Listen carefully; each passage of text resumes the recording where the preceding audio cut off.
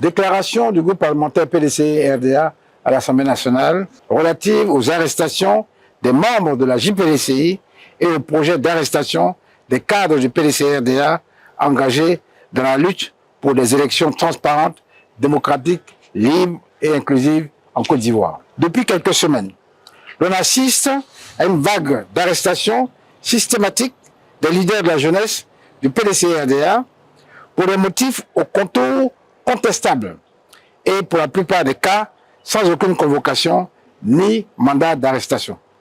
C'est dans ce contexte que M. Innocent Yao, président de la JPDCI rurale, a été arrêté et écroué au pôle pénitentiaire d'Abidjan, PPA. La semaine dernière, ce fut le tour de M. Henri-Joël Kouadio, président de la JPDCI-RDA estudiantine et scolaire.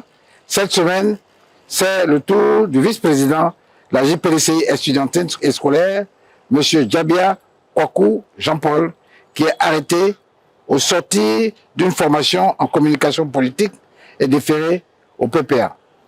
Le secrétaire général à l'organisation, la JPDCI estudiantine et scolaire, M. Blé Emmanueli, et le secrétaire national de la sécurité et au protocole, M. Atto Jean-Philippe, connaissent également le même sort depuis le 8 juillet 2025. Par ailleurs, il nous revient de façon récurrente et insistante que des arrestations de plusieurs hauts responsables du PDCI-RDA seraient en cours de planification.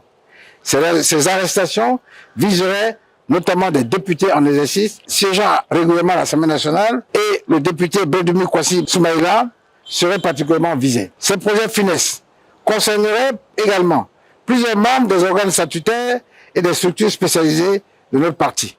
Ils ont pour principal objectif de bâillonner l'opposition et de créer une psychose parmi les élus, les dirigeants et les militants qui incarnent le fer de lance du PDCI-RDA. Les concepteurs de ce projet pensent ainsi réduire au silence les Ivoiriens et les Ivoiriennes assoiffés d'un changement incarné par le PDCI-RDA et son président, le ministre Cheikh Tidiane Thiam. Le groupe parlementaire PDCI-RDA à l'Assemblée nationale porte officiellement à la connaissance de la communauté nationale et internationale tous ces agissements et pratiques dans notre temps qui ne s'inscrivent pas dans la construction d'un dialogue inclusif pour des élections apaisées dans notre pays.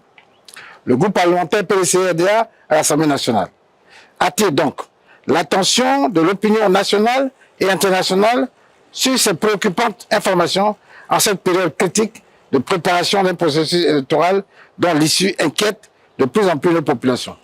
Le groupe parlementaire PDCI-RDA invite donc les chancelleries des pays frères à se saisir rapidement de ce dossier pour que les intimidations, les menaces et les arrestations arbitraires cessent.